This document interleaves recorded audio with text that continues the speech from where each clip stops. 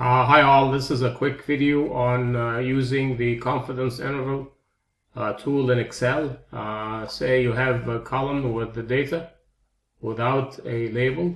You will go to data analysis, and you will select descriptive statistics. You hit OK.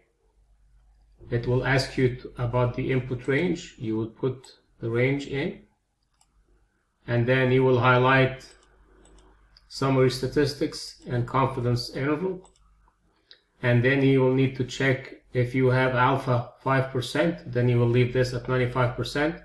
If your alpha is 1%, you will change this to 99%. You will hit OK, and it will open a second sheet here with the data. If you're going to organize it a little, you got your results in a fraction of a second, where you have the summary, the mean, standard error, median, mode, about the data, standard deviation, variance, kurtosis, skewness, range, and then it will give you the confidence level at 95%.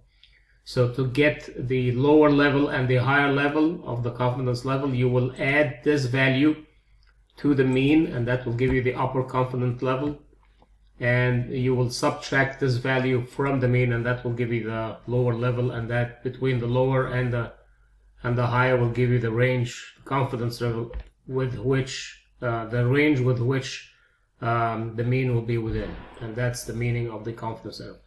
Thank you.